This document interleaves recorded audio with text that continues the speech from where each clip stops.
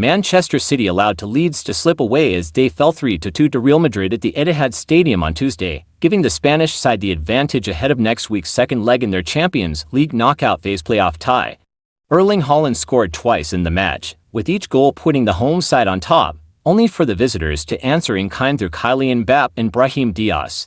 Then, with just seconds left to play, Jude Bellingham drove the dagger in with an easy finish. For Pep Guardiola, it was the latest in a series of letdowns for his once-dominant club.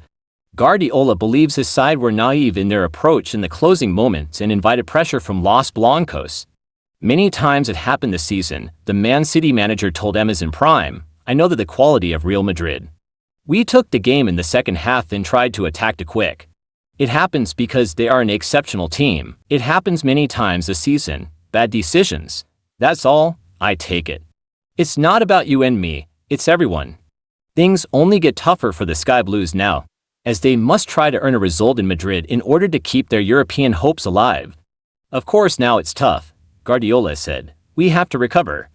I think now about Newcastle in the Premier League on Saturday and then go to the Bernabeu." Paris Saint-Germain seized control of their Champions League playoff with a commanding 3-0 first leg win at domestic rivals Brest on Tuesday, driven by a brace from forward Ousmane Dembélé.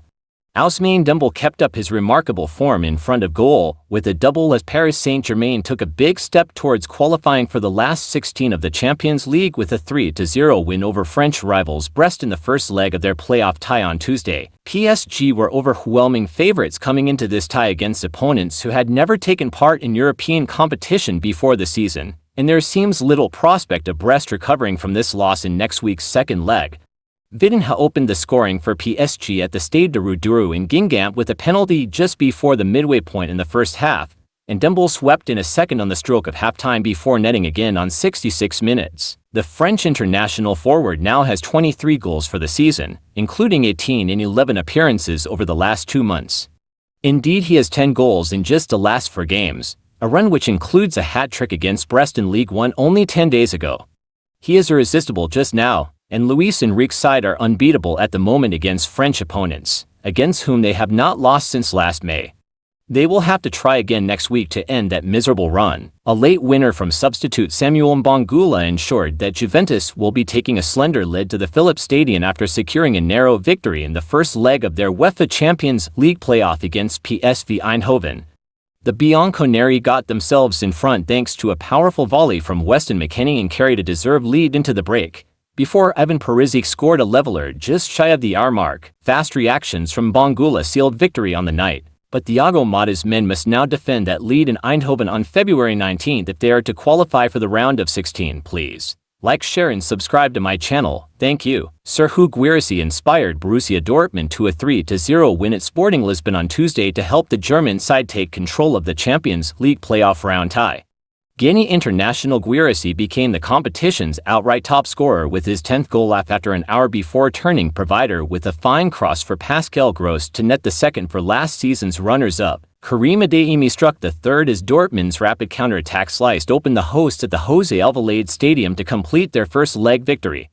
Sporting controlled the first half, but Dortmund stepped up several gears in the second to claim their first win under new coach Niko Kovac. In his second match at the helm, "The lads did a great job," said Kovac, praising his team's mentality, physicality and aggression. Dortmund kept their first clean sheet in 14 matches across all competitions as they showed flashes of the quality which saw them stun Europe's giants last season. "That win was important," Gross told Amazon Prime. "You could tell in the first half that we weren't brimming with confidence, but after the break, we played a very decent game." Sporting, who finished 23rd in the group phase and only just avoided the cut, played with confidence in the first half and made the early advances. Rui Borges, appointed in December to replace Ruben Amorim's struggling successor João Pereira, has steadied the ship quickly in Lisbon. Former Barcelona forward Francisco Trincão's effort from range was caught by Dortmund goalkeeper Gregor Kobel, and Maxi Araujo's vicious strike cracked against the crossbar with the stopper beaten. Kobel used his forearm to keep out a rocket from Konrad Harder, starting up front in place of top scorer Victor Gyökeres, on the bench after a thigh injury. However, Dortmund took the lead moments later, with Guirassy netting with a superb looping header over Silva from Julian Brandt's cross. Nico Schlotterbeck bravely slid in to keep Gyökeres at bay before former Brighton midfielder Gross grabbed Dortmund's second. Guirassy produced a superb whip ball into the danger area from the right and Gross used his leg to improvise a finish from a few yards out. With Sporting keen to find a foothold, Dortmund sprung forward on the counter to net their third. Adeyemi fed Brandt and darted into the box, tapping home when the midfielder put the ball on a plate for him.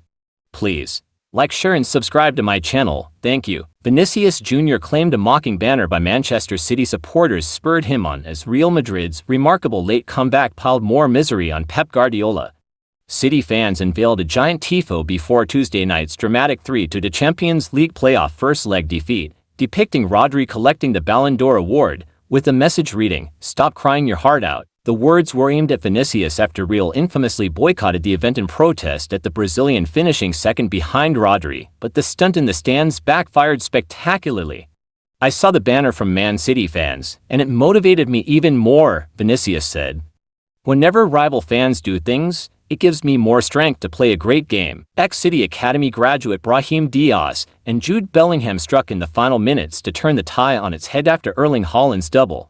City are now major underdogs heading to the Bernabeu next week and face European elimination, with their manager insisting the Premier League champions will not be competitive for the remainder of the season if they do not eradicate late errors.